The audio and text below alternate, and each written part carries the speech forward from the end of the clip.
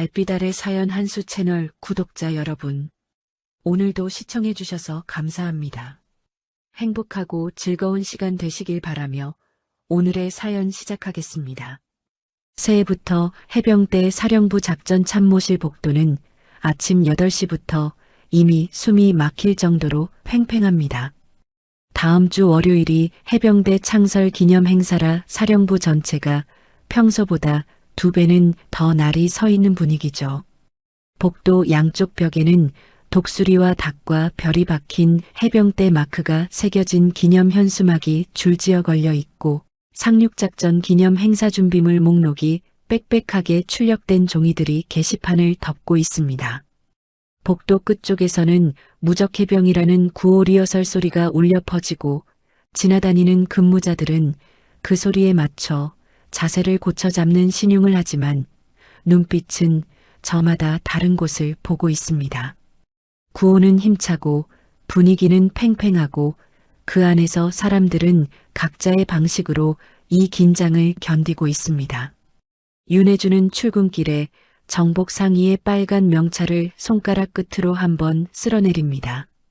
매일 아침 반복하는 작은 의식 같은 것입니다.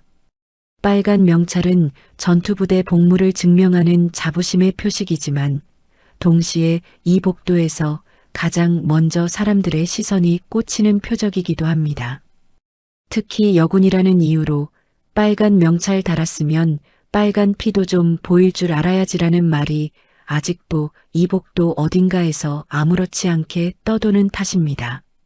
어떤 날은 어깨를 스칠 듯 지나가는 선임의 입에서 흘러나오고 어떤 날은 밥자리에서 농담처럼 붙어 나오기도 합니다. 윤혜주는 그런 말이 귀에 걸릴 때마다 대꾸하지 않는 법을 오래전에 배웠습니다. 대꾸하는 순간 싸움이 되고 싸움이 되는 순간 여군은 문제를 일으킨다는 판정이 자신에게 돌아오니까요. 그 구조를 알고 있기 때문에 오늘도 표정 하나 흐트리지 않고 복도를 걸어 들어갑니다. 발소리조차 조심스럽게, 그러나 절대 주눅든 걸음은 아닙니다. 작전 참모 강도혁 중령은 아침부터 신경이 곤두서 있습니다.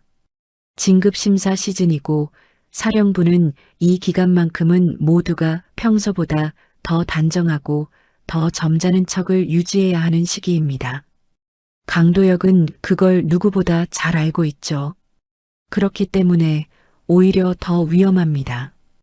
위로 향한 긴장을 아래로 푸는 사람이 있고 강도혁은 정확히 그런 방식으로 자신의 스트레스를 처리해 왔습니다. 권위를 확인하고 싶을수록 약한 쪽을 향해 목소리를 높이고 그 장면을 주변에 보여줌으로써 자신의 위치를 각인시키는 방식입니다. 윤혜주가 문을 열고 들어서는 순간 강도혁은 일부러 주변의 소령과 상사들이 다 들을 수 있는 볼륨으로 말합니다. 하사 커피 진하게, 설탕은 빼고, 컵은 새 걸로. 윤혜주는 알겠습니다. 한마디만 하고 몸을 돌립니다. 뒤에서 강도혁이 비웃는 소리가 납니다. 전투부대 자부심? 빨간 명찰? 결국 사령부 오면 다 똑같아. 주변이 잠깐 굳지만 아무도 뭔가를 말하지 않습니다. 해병대 특유의 기수동기 문화는 공기처럼 이 공간에 배어 있고 강도혁은 그 공기를 교묘하게 이용할 줄 아는 사람입니다. 말리면 자신이 찍힌다는 걸 모두가 알고 강도혁은 그 사실을 방패처럼 씁니다. 윤혜주는 커피를 받으러 가는 길에 복도 게시판 한쪽에 붙은 작은 안내문 앞에서 잠시 걸음을 멈춥니다. 전사자 추모 행사 준비 유가족 안부 전화 주간. 연평도 포격전 전사자 추모 자료가 함께 붙어 있고 전우를 두고 가지 않는다라는 문구가 굵은 글씨로 박혀 있습니다. 윤혜주는 그 문구를 읽고 또 읽습니다. 짧은 문장인데 이상하게 오래 붙들립니다. 이 건물 안에서 그 말이 과연 지켜지고 있는지 묻고 싶지만 묻지 않습니다. 대신 속으로만 조용히 중얼거립니다. 그 말이 사령부 안에서도 지켜지면 좋겠는데 등 뒤에서 누군가 낮게 말합니다. 하사님, 커피 심부름이요? 여기서는 원래 그래요. 그냥 참고 지나가요. 윤혜주는 고개만 끄덕입니다. 그 말에 반박할 생각이 없습니다. 다만 참으러 온 게 아니라는 것도 압니다. 이 자리에서 벌어지는 일들의 민낯을 끝까지 보겠다는 마음으로 지원한 자리입니다. 눈을 감는 것과 참는 것은 다릅니다. 윤혜주는 지금 눈을 뜨고 있습니다. 커피를 들고 문 앞에 돌아왔을 때 강도역은 더 노골적으로 굴립니다. 방 안에 있는 사람들이 다 들으라는 듯 목소리를 키웁니다. 거기 서 있어. 들어오지 말고. 손 떨리면 쏟는다. 다들 봐라. 해병대가 말이야 저런. 윤혜주는 손목에 힘을 줍니다. 손이 떨리지 않습니다. 심장이 조용히 그러나 단단하게 조여드는 느낌입니다. 굳어서 부러지는 쪽이 아니라 굳어서 버티는 방향으로 무언가가 자리를 잡아가는 감각입니다. 모욕은 들렸고 모욕은 아팠습니다. 하지만 그 아픔이 흔들림으로 나오게 두지는 않을 겁니다. 그때 복도 끝에서 군화 소리가 딱 끊기듯 멎습니다. 윤혜주는 고개를 들지 않습니다. 눈동자만 살짝 움직입니다. 그 소리가 어떤 무게를 가진 것인지 아직 아무도 모릅니다. 복도 끝에서 경계 근무 중이던 헌병이 순간 얼어붙습니다. 평소라면 지나가는 사람을 대충 눈으로만 훑고 넘기던 헌병이었습니다. 그런데 이번엔 달랐습니다. 허리를 꺾듯 각을 세우고 오른손이 이마까지 올라가는 속도가 눈에 띄게 빨라졌습니다. 경례 구호가 짧고 날카롭게 복도 벽을 울립니다. 사사령관님, 그 두 글자가 터지는 순간 복도의 공기가 바뀝니다. 아주 짧은 순간이지만 분명히 바뀝니다. 멀리서 서류를 들고 걷던 대위가 걸음을 멈추고 작전 참모실 문 가까이 서 있던 하사둘이 일제히 자세를 고쳐 잡습니다. 누군가 낮게 숨을 들이켜는 소리가 들립니다. 사령관의 이름이 불리는 것만으로 복도 전체가 다르게 작동하기 시작하는 겁니다. 윤혜주는 고개를 들지 않습니다. 커피를 든 손을 내리지도 않습니다. 눈동자만 아주 살짝 옆으로 움직입니다. 예상한 시간이었습니다. 정확히는 예상보다 3분 늦었습니다. 다만 예상보다 더 조용히 왔고 더 무겁게 왔습니다. 수행 차량 소리도 없고 선발대도 없습니다. 그냥 군화 소리 하나가 복도를 걷다가 멎은 것뿐입니다. 그것만으로 이 복도가 지금 이렇게 됩니다. 윤태곤 중장, 해병대사령관, 3스타, 사령부의 공기 자체를 바꾸는 사람. 윤태곤은 수행장교 한 명만 대동하고 걸어옵니다. 정복은 단정하고 걸음은 느리지 않지만 급하지도 않습니다. 소란을 만들지 않는 방식으로 공간을 장악하는 사람 특유의 걸음걸이입니다. 평소 사령부 방문에는 사전 예고가 있습니다. 참모들이 미리 정렬하고 보고 자료를 정비하고 복도 청소까지 다시 한번 확인하는 그런 절차가 있죠. 그런데 오늘은 그 예고가 없었습니다. 그래서 더 무겁습니다. 예고 없는 방문은 점검이고 점검은 곧 잡아내겠다는 의지의 표현이니까요. 이 사실을 아는 사람들은 지금 복도에서 각자의 방식으로 긴장을 흡수하고 있습니다. 강도역 중령은 방 안에서 아직 아무것도 모릅니다. 문이 닫혀 있고 복도의 변화가 안까지 전달되지 않은 겁니다. 강도역은 문 앞에 서 있는 윤혜주만 보고 손을 흔듭니다. 빨리 가져오라는 손짓입니다. 윤혜주는 그 손짓을 못 본 척합니다. 정확히는 봤지만 움직이지 않습니다. 이 순간 윤혜주의 등 뒤에서 윤태곤이 문 앞에 섭니다. 문 열어. 목소리는 낮습니다. 특별히 명령하는 억양도 아닙니다. 그냥 낮고 평평합니다. 그런데 복도 전체가 그 목소리 하나에 숨을 삼킵니다. 윤혜주는 규정대로 뒤로 한 걸음 물러서고 자세를 단정히 고쳐 잡은 뒤 경례합니다. 하사 윤혜주, 복무 중입니다. 윤태곤의 시선이 윤혜주에게 잠깐 닿습니다. 정복의 빨간 명찰 위에서 딱 1초쯤 머뭅니다. 딱 그 정도입니다. 눈빛이 흔들리지 않습니다. 놀라거나 당황하거나 반가운 기색이 없습니다. 윤혜주도 마찬가지입니다. 두 사람 사이를 지나가는 공기는 가족의 공기가 아닙니다. 지금 이 복도에서 이 두 사람은 중장과 하사입니다. 그것뿐입니다. 문이 열리고 강도혁 중령이 자리에서 벌떡 일어납니다. 얼굴이 순식간에 새하얘집니다. 경례는 지나치게 과장되고 목소리는 이상하게 높아집니다. 방금 전까지 부하를 향해 여유롭게 굴리던 사람의 목소리가 아닙니다. 사령관님, 예고 없이 어쩐. 윤태곤은 고개만 끄덕입니다. 그리고 방안을 천천히 훑습니다. 시선이 멈추는 곳마다 이유가 있습니다. 책상이 보고서, 더미, 훈련 계획서, 행사 일정표, 그리고 한쪽 벽에 붙은 상륙작전 기념 행사 준비 자료까지. 윤태곤은 발걸음을 멈추지 않고 방안을 한 바퀴 돌듯 훑다가 손가락으로 자료 한 장을 툭 짚습니다. 상륙작전 기념 행사, 전사자 추모식 다 좋은데. 말이 거기서 끊깁니다. 다 좋은데 뒤에 오는 침묵이 방안의 산소를 전부 빨아들이는 것 같습니다. 강도혁은 그 침묵을 메우려고 입을 열려다 윤태곤의 시선이 이미 다른 곳으로 향해 있다는 걸 깨닫습니다. 문 앞입니다. 윤혜주입니다. 그리고 윤혜주의 손에 들린 커피입니다. 윤태곤은 그 커피를 봅니다. 아주 잠깐이지만 분명히 봅니다. 그 커피는 이제 단순한 커피가 아닙니다. 누군가의 심부름으로 담겨온 커피이고 그 심부름을 시킨 방식과 시킨 이유가 그 컵 안에 고스란히 담겨 있습니다. 윤태곤이 천천히 강도혁을 바라봅니다. 강중령, 자네는 지금 내 사령부에서 하사에게 무엇을 시키고 있었지? 강도혁은 웃으려다 실패합니다. 입꼬리가 올라가다가 멈춥니다. 표정이 그 중간 어딘가에 어색하게 걸려버립니다. 아, 그게 업무 지원 차원에서.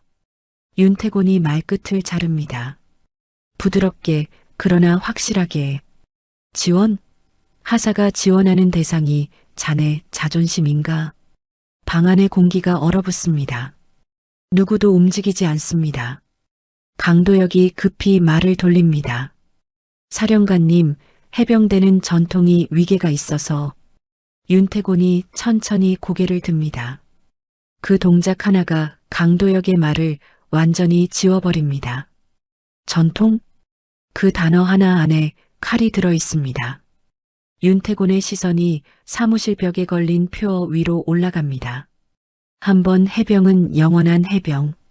윤태곤은 그 문구를 한참 바라보다가 말을 잇습니다.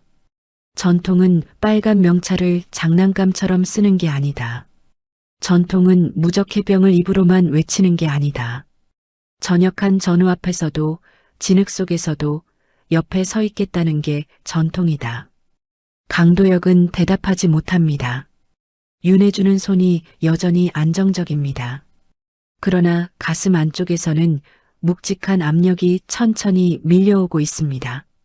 윤태곤이 지금 이 자리에서 딸이라는 사실을 밝히면 모든 건 단번에 정리됩니다. 강도혁은 바닥에 엎드릴 테고 복도의 공기도 달라지겠죠. 하지만 윤태곤은 그러지 않습니다. 그러면 이 일은 영원히 사령관 딸이어서 살았다는 이야기가 되어버리니까요. 윤혜주는 그걸 알고 윤태곤도 알고 있습니다. 두 사람은 지금 같은 방향을 보고 있습니다. 윤태곤이 결정을 내립니다. 목소리는 낮고 천천히, 그러나 멈추지 않습니다. 강중령, 지금부터 기강 실태 점검 들어간다. 오늘부터 자네 부서 전원 근무 기록, 인력 운용, 여군 배치 기준, 보고서, 원본까지 전부 제출해. 강도혁이 겨우 입을 엽니다. 사령관님, 그 정도까지. 윤태고는 눈을 내리깔고 짧게 끊습니다. 그 정도가 아니라 지금까지가 문제다. 그리고 윤혜주에게 마지막으로 시선을 줍니다. 딱 한마디입니다. 아사, 커피 내려놔. 여기서부터는 임무다. 윤혜주는 커피를 조용히 내려놓습니다. 컵이 테이블에 닿는 소리가 이상하게 크게 들립니다. 사령부가 뒤집히는 방식은 고함이 아닙니다. 기록과 점검, 원칙과 절차입니다. 소리 없이, 그러나 아무도 피할 수 없는 방식으로. 윤혜주는 압니다. 이제부터가 진짜입니다. 기강 실태 점검이 공식화되자 작전 참모실 분위기가 하루 만에 바뀝니다. 표면적으로는 아무것도 달라진 게 없습니다.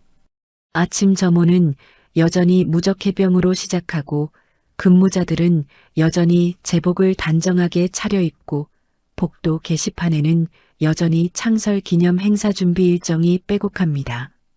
그런데 사람들의 눈빛이 다릅니다. 어딘가 살짝 비껴 있습니다. 서로를 정면으로 보지 않고 조금씩 각도를 틀어서 봅니다.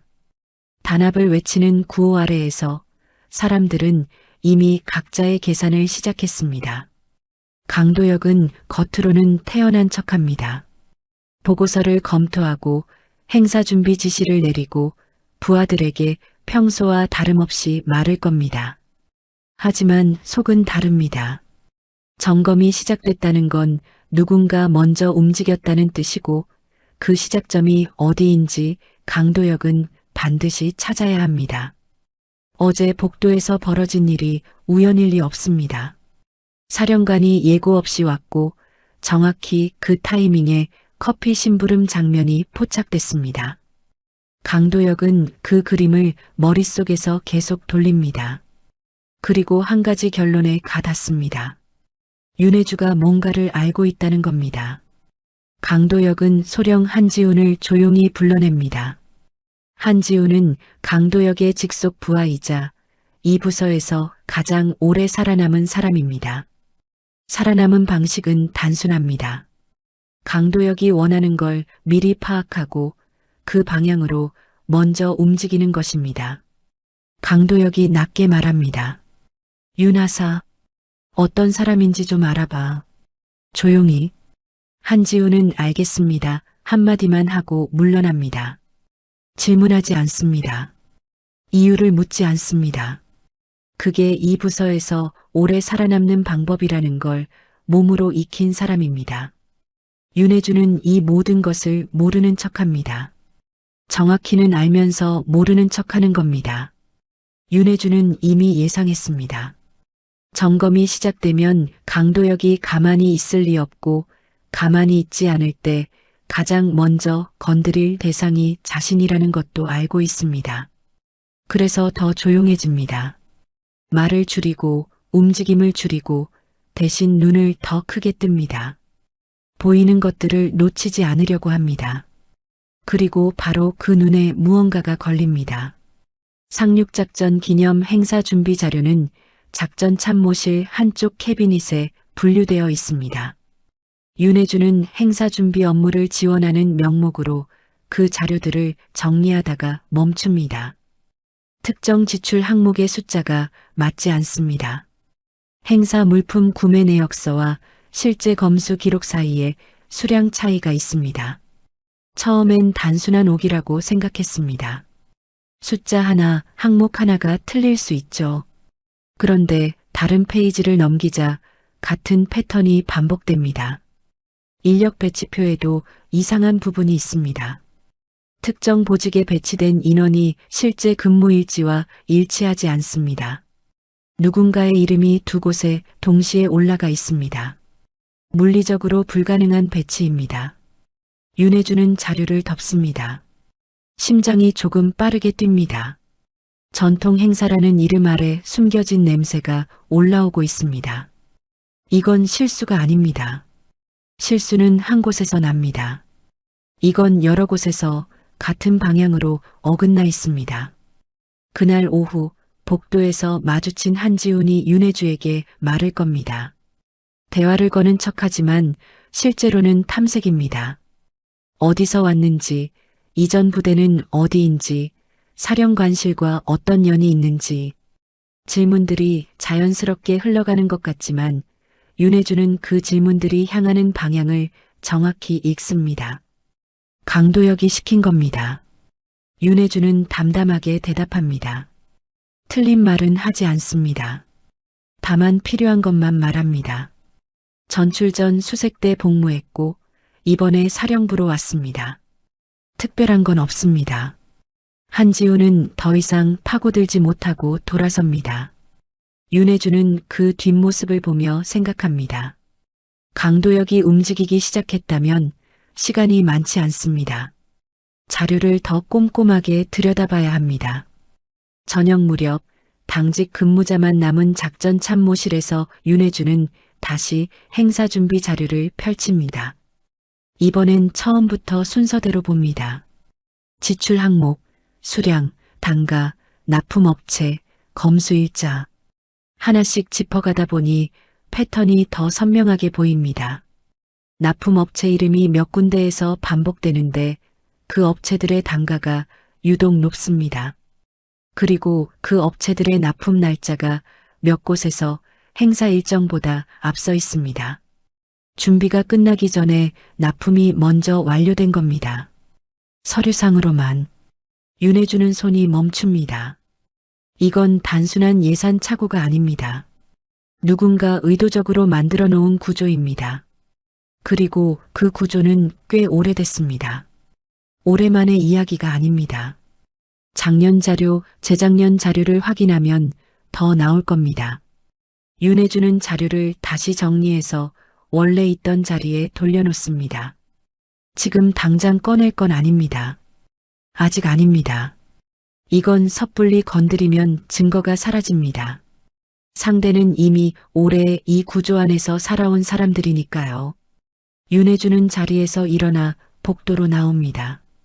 야간 복도는 낮보다 조용하지만 더 많은 것들이 보입니다. 벽에 걸린 현수막, 전사자, 추모자료, 무적해병 구호. 이 복도에서 매일 외쳐지는 말들과 캐비닛 안에 숨겨진 숫자들 사이의 거리가 이렇게 멉니다. 윤혜주는 복도 끝 창문 너머 어두운 하늘을 잠깐 봅니다.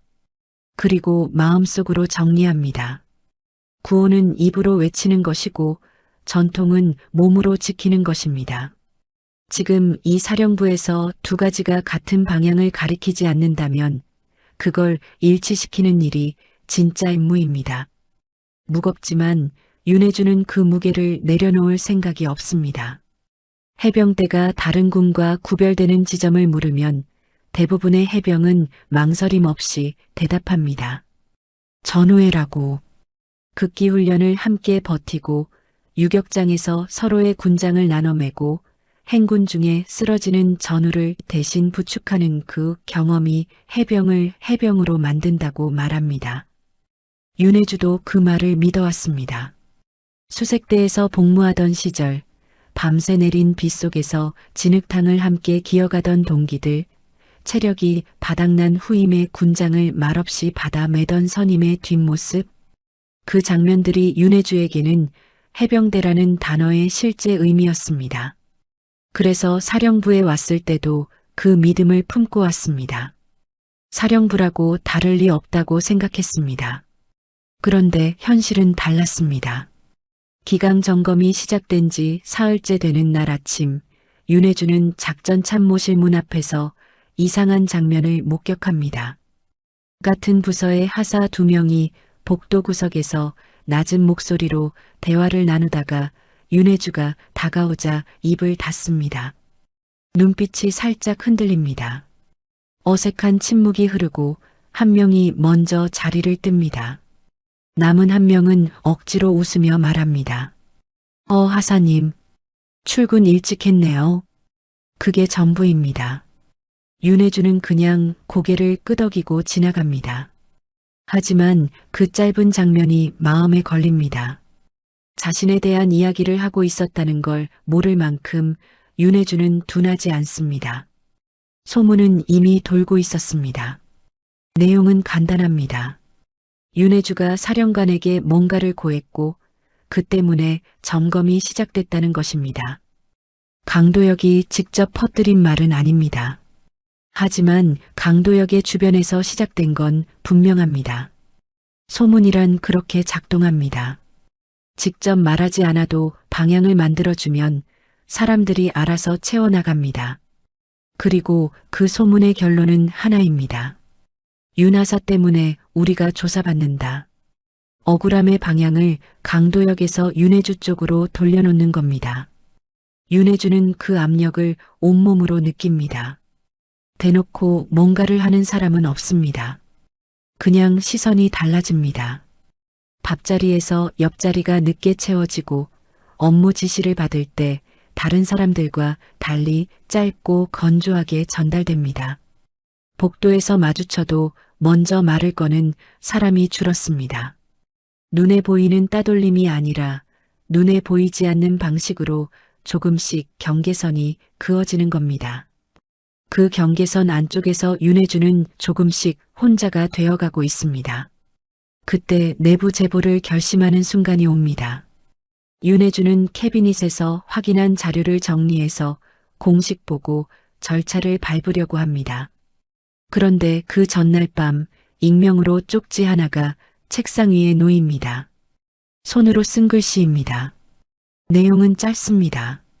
하사님, 괜히 나섰다 찍히면 끝이에요. 여기선 오래 버티는 게 이기는 겁니다. 윤혜주는 그 쪽지를 한참 봅니다. 적대적인 내용이 아닙니다. 오히려 걱정하는 사람의 말투입니다. 그래서 더 마음이 무거워집니다. 이 말을 쓴 사람은 윤혜주를 해치려는 게 아니라 진짜로 살아남는 방법을 알려주려고 쓴 겁니다. 그 선의가 더 슬픕니다. 이 사령부 안에서 오래 버티는 것이 목표가 된 사람들, 옳고 그름보다 생존이 먼저인 구조 안에서 굳어버린 사람들. 윤혜주는 그 사람들을 탓할 수가 없습니다. 그 구조가 그렇게 만든 거니까요. 쪽지를 서랍 안에 넣고 자리에서 일어서려는데 복도 쪽에서 발소리가 납니다. 묵직하고 느리지 않은 걸음입니다. 문이 열리고 박철웅 상사가 들어옵니다. 박철웅은 이 부서에서 가장 연차가 높은 부사관입니다. 말이 없고 존재감이 큰 사람입니다. 강도혁에게 잘 보이지도 않고 특별히 밉보이지도 않으면서 자기 자리를 지켜온 사람으로 알려져 있습니다. 윤혜주에게 먼저 말을 건 적이 없는 사람입니다. 박철웅은 윤혜주 맞은편 의자를 끌어당겨 앉습니다. 서두르지 않습니다. 잠깐 침묵이 흐르고 박철웅이 입을 엽니다. 해병대가 왜 전우회를 만들었는지 아나? 질문이지만 대답을 기다리는 톤이 아닙니다. 윤혜주는 조용히 듣습니다. 전역하고 나면 아무도 챙겨주는 사람이 없어. 국가도 조직도 다들 바쁘다는 핑계로 돌아서거든. 그래서 전우들끼리 만든 거다. 전우가 무너지면 전역 후에도 끝까지 붙잡으려고. 진흙 속에 들어가서라도 같이 있어주려고. 박철웅은 말을 잠깐 끊습니다. 천장을 보는 것도 아니고 바닥을 보는 것도 아닙니다. 그냥 어딘가 먼 곳을 봅니다. 그게 해병대야. 근데 지금 이 안에서는 그게 없어. 전우라는 말이 구호로만 남았어. 서로 살아남으려고 서로 등 돌리는 게 더 많고. 윤혜주는 그 말을 들으며 가슴 어딘가가 조용히 흔들리는 걸 느낍니다. 오해받는 것도 혼자가 되는 것도 소문이 도는 것도 버틸 수 있습니다. 그런데 이 사람의 말이 유독 마음에 걸립니다. 이 부서에서 오래 살아온 사람의 말이고 그 말 안에 지쳐온 시간이 들어있기 때문입니다. 박철웅이 마지막으로 한마디를 덧붙입니다. 일어서면서 특별히 윤혜주를 보지 않은 채로 말합니다. 혼자 하려고 하지 마. 해병대는 원래 혼자 하는 게 아니니까. 그리고 나갑니다. 문이 닫히는 소리가 납니다. 윤혜주는 한동안 그 자리에 앉아 있습니다. 쪽지는 서랍 안에 있고 자료는 캐비닛 안에 있고 복도 밖에서는 여전히 무적해병 리허설 소리가 들립니다. 그 소리가 오늘따라 조금 다르게 들립니다. 윤혜주는 처음으로 이 사령부 안에서 자기 편일 수도 있는 사람이 있다는 생각을 합니다. 아직 확신은 아닙니다. 그러나 완전한 혼자는 아닐 수도 있다는 가능성이 지금 이 순간 윤혜주에게는 생각보다 훨씬 크게 느껴집니다. 강도혁은 조급한 사람이 아닙니다. 적어도 겉으로는 그렇습니다. 20년 가까이 군 생활을 해온 사람이고 그 시간 동안 위기를 넘기는 방법을 몸으로 익혀왔습니다. 정면 돌파보다는 우회가 효과적이고 감정보다는 서류가 무섭다는 걸 압니다. 기강 점검이 시작됐을 때 강도혁이 가장 먼저 한 일은 자신의 약점을 감추는 게 아니었습니다. 상대의 약점을 찾는 것이었습니다. 윤혜주가 사령관과 연결돼 있다는 확신은 있습니다. 그러나 증거가 없습니다. 사령관이 예고 없이 나타난 것도 그 타이밍에 커피 심부름 장면이 포착된 것도 점검 지시가 즉각 내려진 것도 전부 정황일 뿐입니다. 정황으로는 아무것도 할 수 없습니다. 강도혁은 그걸 압니다. 그래서 방향을 바꿉니다. 연결고리를 증명하는 대신 윤혜주 자체를 무너뜨리기로 합니다. 한지훈이 가져온 자료는 생각보다 얇았습니다. 윤혜주의 복무 기록은 깔끔합니다. 수색대에서의 평가도 나쁘지 않고 특별한 징계 기록도 없습니다. 강도혁은 그 자료를 책상 위에 펼쳐놓고 한참을 들여다봅니다. 깔끔한 기록이 오히려 걸립니다. 너무 깔끔하면 건드릴 틈이 없습니다. 하지만 강도혁은 오래 이 일을 해온 사람입니다. 깔끔한 기록도 읽는 방법에 따라 다르게 보일 수 있다는 걸 알고 있죠. 강도혁은 윤혜주의 전출 신청서를 꺼냅니다. 수색대에서 사령부로의 전출. 신청 사유는 직무 역량 확장 및 참모 업무 경험으로 적혀 있습니다. 평범한 사유입니다. 그런데 강도혁은 그 사유를 다르게 읽습니다. 전투부대에서 사령부로의 자원 전출, 그것도 진급심사 시즌과 맞물린 시점. 강도혁은 그 두 가지를 연결해서 새로운 이야기를 만들어냅니다. 진급을 위한 이력 쌓기, 그리고 배경을 이용한 줄 대기. 사실이 아니어도 됩니다. 그럴듯하게 들리면 충분합니다. 그 다음은 근무일지입니다. 강도혁은 한지훈에게 윤혜주의 최근 2주일 근무 기록을 가져오게 합니다. 꼼꼼하게 들여다보니 사소한 부분이 하나 있습니다. 당직 근무 후 교대 시간이 규정보다 15분 늦게 기록된 날이 있습니다. 착오로 인한 기재 오류일 가능성이 높습니다. 실제로 다른 근무자들의 기록을 보면 비슷한 오류가 여러 건 있습니다. 그런데 강도혁은 윤혜주의 것만 따로 뽑아냅니다. 근무태만 소지가 있는 기록으로 분류하기 위해서입니다. 그리고 한 가지를 더 추가합니다. 며칠 전 행사준비회의에서 윤혜주가 자료 정리 방식에 대해 짧게 의견을 냈던 장면이 있습니다. 강도혁의 지시 방향과 미묘하게 다른 의견이었습니다. 그 자체로는 아무 문제가 없습니다. 하지만 강도혁은 그 장면을 상관의 지시에 이견을 제기한 사례로 기록합니다. 근무 태만의 상관 불복 소지까지 2개의 딱지가 만들어졌습니다. 문제는 그게 다가 아닙니다. 강도혁은 서류 작업과 동시에 다른 방향으로도 움직입니다. 사령부 안에 이미 돌고 있는 소문에 기름을 붓는 방식입니다. 직접 말하지 않습니다. 점심자리에서, 흡연구역에서, 자연스럽게 흘러가는 대화 속에서 한마디씩 얹습니다. 요즘 여군 인력 관리가 좀 애매하더라고. 사령부 올라오는 루트가 너무 다양해진 거 아닌가. 딱 그 정도입니다. 듣는 사람이 알아서 채워넣게 만드는 방식입니다. 그리고 그 방식은 효과적입니다. 며칠 사이에 윤혜주를 향한 시선이 달라집니다. 처음에는 그냥 경계하는 시선이었다면 이제는 조금 다른 성격의 시선이 섞입니다. 의심과 불편함, 그리고 어떤 경우에는 노골적인 불만입니다. 왜 우리가 점검을 받아야 하냐는 감정이 윤혜주 쪽으로 향하고 있습니다. 강도혁이 의도한 대로입니다. 문제의 원인을 자신에서 윤혜주로 옮겨놓는 작업이 진행되고 있습니다. 윤혜주는 이 변화를 느낍니다. 피부로 느낍니다. 아침에 출근해서 자리에 앉으면 주변의 공기가 다릅니다. 업무 지시를 받을 때 자신만 한 박자 늦게 전달받는 느낌이 반복됩니다. 식당에서 혼자 밥을 먹는 날이 늘었습니다. 억울합니다. 하지만 억울함을 드러내는 순간 그게 또 예민하다는 평가로 돌아올 걸 알고 있습니다. 여군이 억울함을 표현하면 감정적이 되고 감정적이 되면 역시 여군은이라는 말이 뒤따릅니다. 그 구조도 이미 알고 있습니다. 그래서 윤혜주는 다르게 움직입니다. 억울함 대신 집중을 선택합니다. 감정을 가라앉히고 손에 닿는 것들을 하나씩 정리합니다.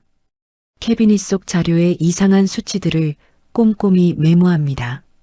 날짜, 항목, 금액, 수량.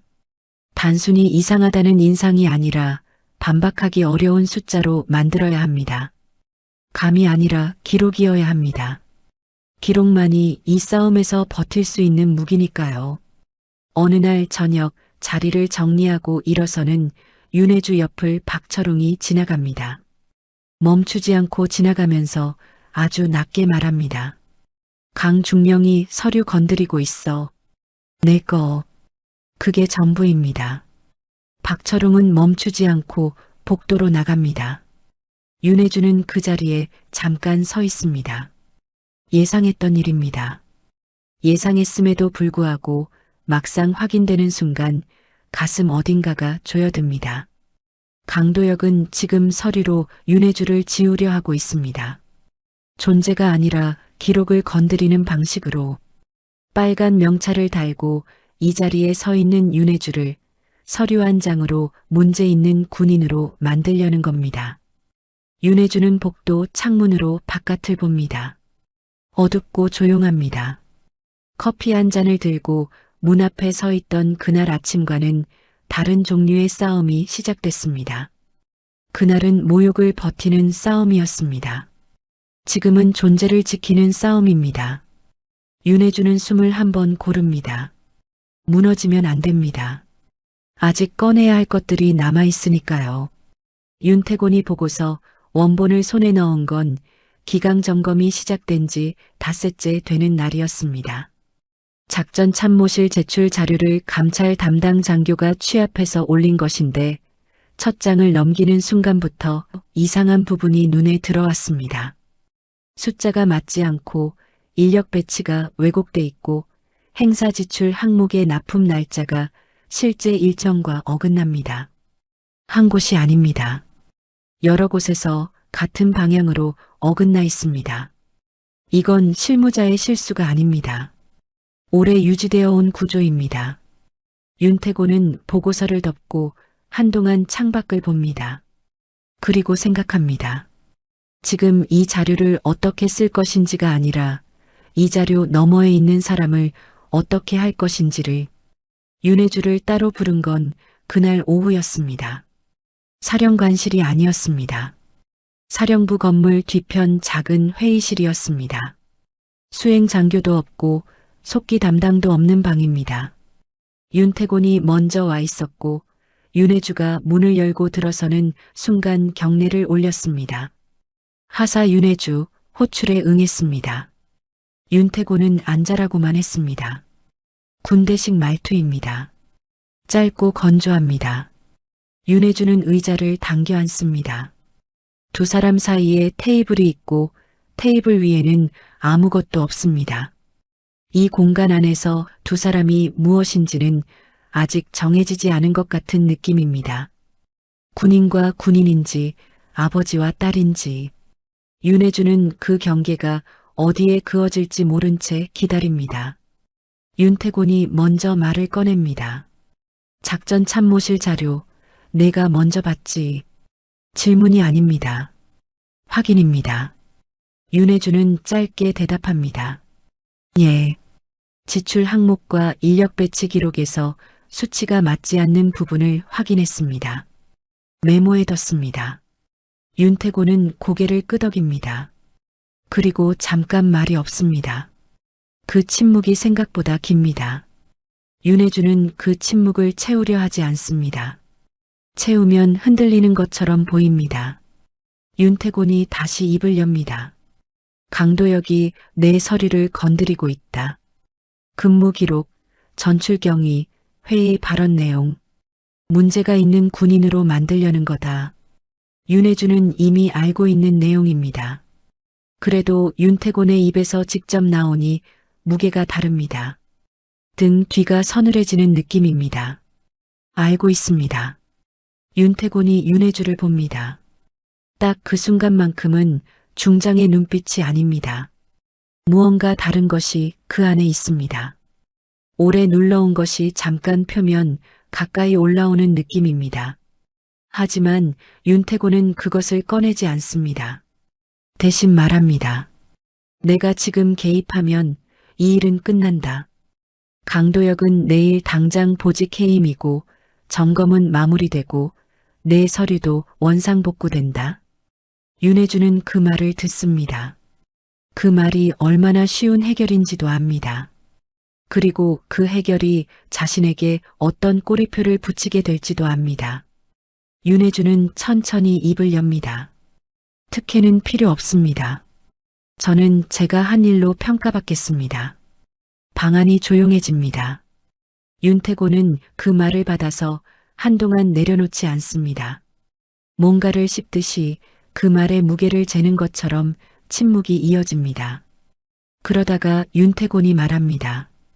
이번엔 목소리가 조금 다릅니다. 낮지만 딱딱하지 않습니다. 그래서 더 아프다. 윤혜주는 눈을 들어 윤태곤을 봅니다. 아버지로는 안아주고 싶은데 사령관으로는 내 어깨를 더 무겁게 만든다.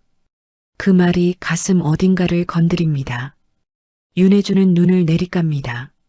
목 안쪽이 조여드는 느낌입니다. 사령부에 온 이후로 버텨온 것들이 그 한마디 앞에서 잠깐 흔들립니다. 소문도 시선도 서류 조작도 버텼는데 정작 이 말 앞에서 무너질 것 같은 느낌이 듭니다. 하지만 무너지지 않습니다. 대신 간신히 한마디를 뱉습니다. 그 무게 제가 선택했습니다. 윤태곤은 그 말에 고개를 끄덕입니다. 천천히 한 번. 그리고 더 이상 아버지 쪽으로 가지 않습니다. 다시 지휘관으로 돌아옵니다. 그게 이 두 사람이 이 공간 안에서 서로를 지키는 방식입니다. 감정을 꺼내는 대신 각자의 자리에서 버티는 것으로 서로에게 응답하는 겁니다. 윤태곤이 말합니다. 강도혁을 망신으로 끝내지 않겠다. 망신은 하루짜리다. 진짜로 고쳐지게 만들겠다. 그게 더 오래가고 더 많은 사람에게 닿는다. 윤혜주는 그 말의 의미를 생각합니다. 강도혁 한 사람을 끌어내리는 것으로 이 사령부가 달라지지 않습니다. 강도혁이 가능했던 구조, 아무도 막지 않았던 문화, 소문이 방향을 만드는 방식. 그것들이 남아있으면 다음 강도혁이 다시 나옵니다. 윤태곤이 보려는 건 그 구조입니다. 윤혜주는 그걸 이제 알겠습니다. 윤태곤이 자리에서 일어섭니다. 회의는 끝났습니다. 윤혜주도 일어서서 경례를 올립니다. 윤태곤이 문 쪽으로 걸어가다가 멈춥니다. 등을 보인 채로 짧게 말합니다. 밥은 먹고 다니냐? 군대식 말투가 아닙니다. 그냥 아버지의 말투입니다. 딱 그 한마디만큼은.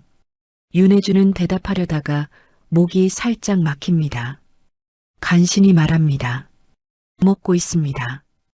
윤태곤은 고개를 끄덕이고 문을 열고 나갑니다. 문이 닫힙니다. 윤혜주는 그 자리에 잠깐 서 있습니다. 회의실 안에 혼자 남겨진 채로 방금 있었던 대화를 조용히 소화합니다. 안아주고 싶다고 했습니다. 그 말이 아직 귓가에 있습니다. 윤혜주는 눈을 한번 감았다가 뜹니다. 아직 끝나지 않았습니다. 오히려 지금부터가 진짜입니다. 윤태곤은 구조를 바꾸겠다고 했고 윤혜주는 그 싸움의 한가운데 서 있습니다. 무섭습니다. 그러나 이 무서움은 처음 느끼는 종류가 아닙니다. 수색대에서 야간 작전을 앞두고 느꼈던 그 무서움과 같은 결입니다. 앞으로 나아가기 직전의 무서움. 윤혜주는 그 무서움을 알고 있습니다. 그리고 그걸 어떻게 다루는지도 압니다. 사령부 내부 점검 회의는 오전 10시에 시작됩니다. 회의장은 사령부 본관 2층 대회의실입니다. 긴 테이블을 중심으로 참모들이 자리를 잡고 벽 한쪽에는 스크린이 내려와 있습니다. 평소 이 자리는 행사 준비 보고나 훈련 계획 검토로 채워집니다. 그런데 오늘은 분위기가 다릅니다. 자리를 잡는 사람들의 표정이 단단하게 굳어 있고 대화가 없습니다. 회의 시작 전 보통은 옆 사람과 짧게 말을 섞는 시간이 있는데 오늘은 그게 없습니다. 저마다 앞을 보거나 서류를 내려다보고 있습니다. 무슨 일이 벌어질지 모두가 어느 정도 감지하고 있는 겁니다. 윤태곤이 입장하기 전 회의장 앞쪽 스크린 옆에 자료가 하나 세워집니다. 수행 장교가 조용히 가져다 놓은 것입니다. 연평도 포격전 전사자 추모 교육 자료입니다. 전사자 동기들이 연결식에서 격려하며 오열하는 사진, 어머니가 아들의 빈자리 앞에서 손을 모으고 있는 사진, 그리고 유가족이 직접 쓴 감사 편지의 문구가 크게 인쇄되어 있습니다. 우리 아들이 외롭지 않게 옆에 있어줘서 고맙습니다. 회의 참석자들이 그 자료를 봅니다. 몇몇은 시선을 피하고 몇몇은 오래 봅니다. 강도혁은 그 자료를 보고 표정이 굳습니다. 저게 왜 거기 있는지 직감적으로 알기 때문입니다. 윤태곤이 입장합니다. 경례와 함께 자리가 정돈됩니다. 윤태곤은 자리에 앉지 않습니다. 서서 회의장을 천천히 둘러봅니다. 그 시선이 지나가는 자리마다 사람들이 자세를 고쳐 잡습니다. 윤태곤이 입을 엽니다. 오늘 회의는 보고가 아닙니다. 확인입니다. 짧은 한마디인데 회의장 공기가 바뀝니다. 보고와 확인은 다릅니다. 보고는 준비한 것을 내놓는 자리이고 확인은 감춰진 것을 꺼내는 자리입니다. 모두가 그 차이를 알고 있습니다. 윤태곤은 스크린 옆 추모 자료를 한번 바라봅니다. 그리고 말합니다. 해병대 전통은 전우를 지키는 데서 시작합니다. 그 전통이 이 자료 안에 있습니다. 진흙 속에서 전우를 끌어올리고 전역한 후에도 곁에 있어주는 것. 그게 해병대가 스스로에게 해온 약속입니다. 잠깐 멈춥니다. 회의장이 조용합니다. 그런데 지금 우리는 옆에 있는 전우를 가장 먼저 버리고 있습니다. 그 말과 함께 윤태곤이 수행 장교에게 눈짓합니다. 스크린에 자료가 올라옵니다. 작전 참모실에서 제출한 행사 준비 보고서 원본입니다.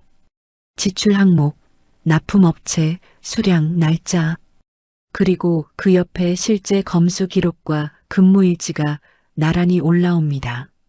숫자가 맞지 않습니다. 납품 날짜가 행사 일정보다 앞서 있습니다.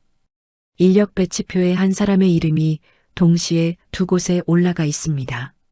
물리적으로 불가능한 배치입니다. 회의장이 술렁입니다. 낮은 소리로 숨을 들이켜는 사람이 있고 서류를 내려다보며 시선을 피하는 사람이 있습니다. 강도혁은 굳은 표정으로 앉아 있습니다.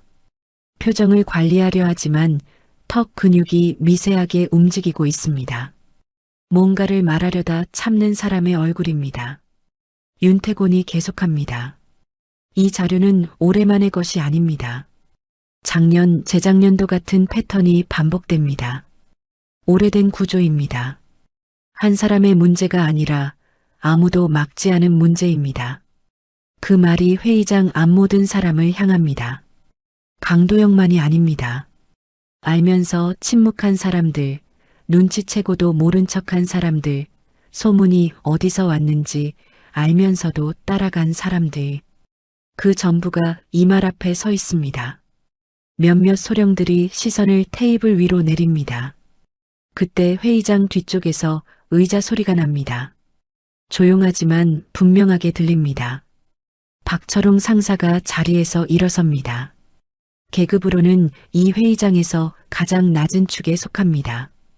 그런데 일어섰습니다. 윤태곤이 박철웅을 봅니다. 말하라는 눈빛입니다. 박철웅은 목소리가 크지 않습니다. 하지만 회의장이 조용하기 때문에 끝까지 들립니다. 사령관님, 제가 수색대에 있을 때 선임이 한 명 있었습니다. 야간 행군에서 후임이 쓰러졌는데 그 선임이 말없이 자기 군장을 내려놓고 후임 군장을 메워줬습니다. 아무 말도 없었습니다. 그게 해병대였습니다. 박철웅이 잠깐 멈춥니다. 지금 이 부대에는 그게 없습니다. 군장을 나눠 매는 대신 짐을 만들어서 떠넘깁니다. 그게 부끄럽습니다. 회의장이 완전히 조용해집니다. 박철웅이 자리에 앉습니다. 그리고 잠깐의 침묵이 흐릅니다. 그 침묵은 비어있는 침묵이 아닙니다. 무언가가 그 안에서 움직이고 있는 침묵입니다. 그때 테이블 중간쯤에서 소령 한 명이 손을 듭니다. 한지훈이 아닙니다. 다른 소령입니다. 강도역 부서가 아닌 쪽입니다. 저도 말씀드려도 되겠습니까? 윤태곤이 고개를 끄덕입니다. 행사 준비 과정에서 수치가 맞지 않는 부분을 저도 봤습니다. 한 번은 직접 확인하려 했는데 윗선에서 그냥 넘어가라는 말이 있었습니다. 그게 2년 전입니다. 그냥 넘어갔습니다. 지금 생각하면 그러지 말았어야 했습니다. 그 말이 끝나자마자 또 다른 목소리가 나옵니다. 이번엔 상사입니다. 저도 봤습니다. 그리고 또 한 명. 저도 들었습니다. 침묵의 벽이 무너지는 건 한꺼번에 일어나지 않습니다. 처음 한 명이 일어서고 그 다음 한 명이 따라오고 그렇게 하나씩 무너집니다. 한번 균열이 생기면 벽은 스스로 허물어집니다. 오래 쌓인 것일수록 한번 무너지기 시작하면 빠릅니다. 강도역은 그 장면을 보고 있습니다. 얼굴이 점점 굳어갑니다. 뭔가를 말하려는 듯 입술이 미세하게 움직이지만 소리가 나오지 않습니다. 이 회의장에서 강도역을 향해 말하는 사람은 아무도 없습니다. 그러나 모두가 강도역을 향해 말하고 있습니다. 그게 더 무겁습니다. 윤혜주는 회의장 가장자리 자리에 앉아 있습니다. 점검 대상 부서 소속으로 배석한 자리입니다. 증언들이 하나씩 나오는 걸 들으면서 윤혜주는 자신도 모르게 손을 무릎 위에서 꽉 쥡니다. 목이 메입니다. 보호받아서가 아닙니다. 혼자가 아니어서입니다. 이 회의장에서 진흙 속에 들어가겠다고 일어서는 사람들이 있었습니다. 박철웅이 먼저였고 그 뒤를 이어 한 명씩 더 왔습니다. 전우를 두고 가지 않는다는 말이 구호가 아니라 행동으로 나타나는 순간을 윤혜주는 지금 보고 있습니다. 윤태곤은 그 모든 증언을 듣고 난 뒤 말합니다. 목소리는 여전히 낮고 평평합니다. 기록합니다. 전부 그 두 글자가 회의장을 마무리합니다. 강도역의 얼굴 위로 땀이 맺힙니다. 창문 밖으로 햇빛이 들어오고 있습니다. 회의장 안에서 오래 닫혀있던 것들이 오늘 처음으로 빛 쪽으로 나왔습니다. 강도역은 진급심사에서 탈락했습니다. 감찰 조사가 시작됐고 보직 해임 절차가 이어졌습니다. 서류로 만들어진 구조는 서류로 해체됐습니다.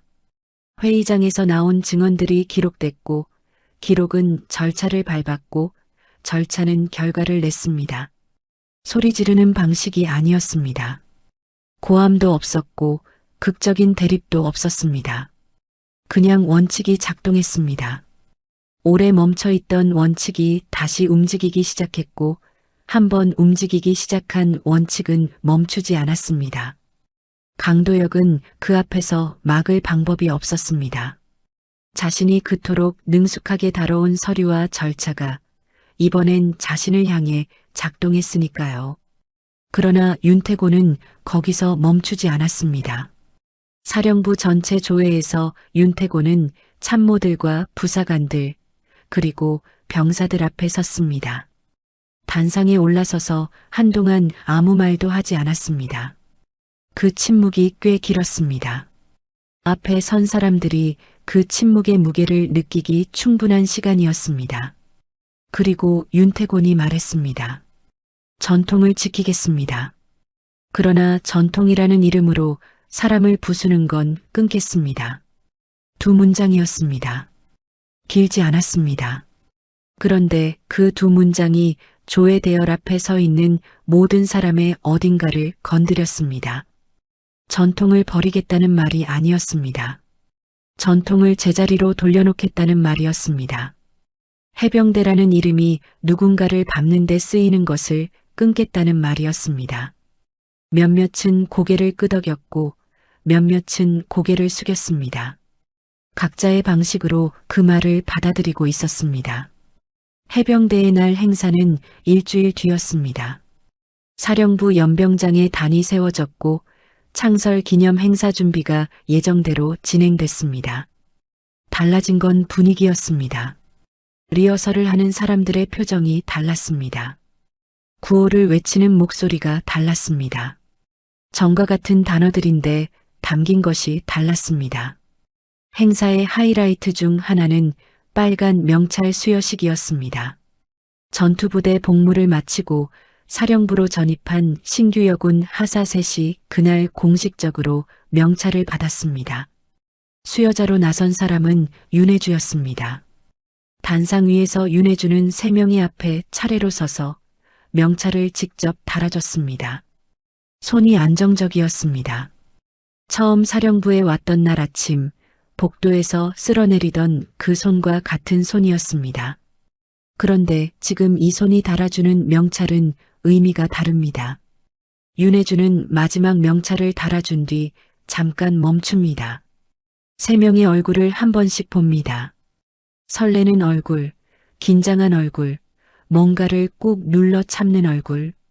윤혜주는 그 얼굴들을 보면서 자신이 처음 이 명찰을 달았던 날을 생각합니다.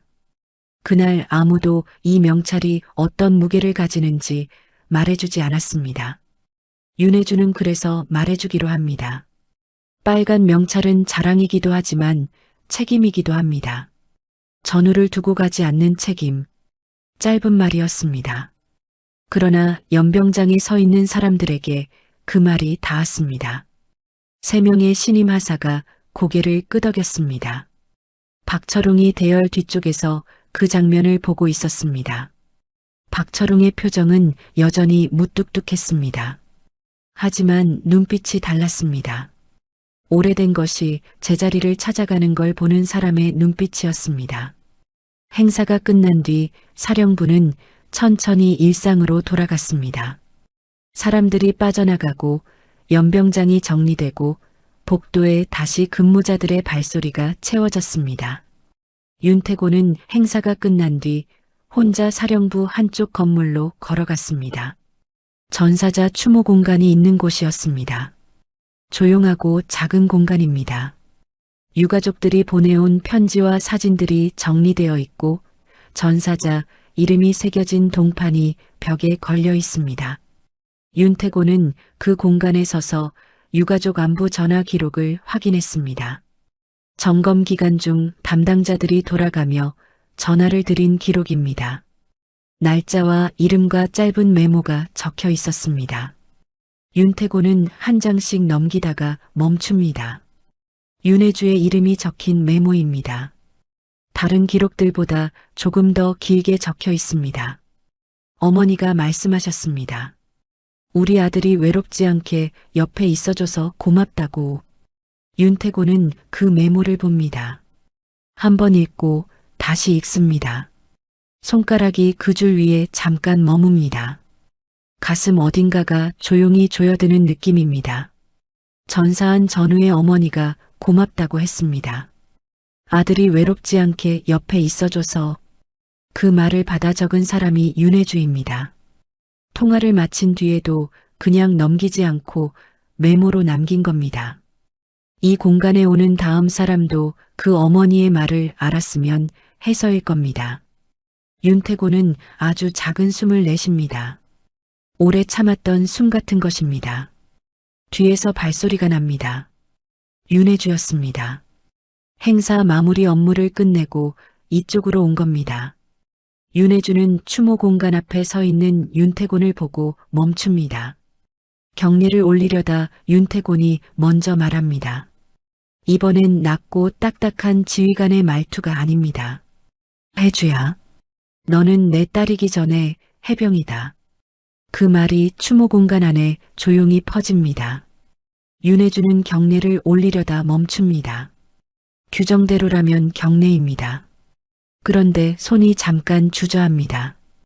그 주저함이 이 두 사람 사이에서 살아온 시간의 무게입니다. 멀리 있었던 아버지, 해병대라는 이름 아래서 딸보다 군인으로 먼저 바라봐야 했던 시간들, 그리고 사령부 복도에서 커피를 들고 서 있던 날 서로의 눈빛이 흔들리지 않았던 그 순간들. 윤혜주는 그 모든 것을 삼키고 아주 조용히 말합니다. 아빠도 한번 해병이면 영원한 해병이죠.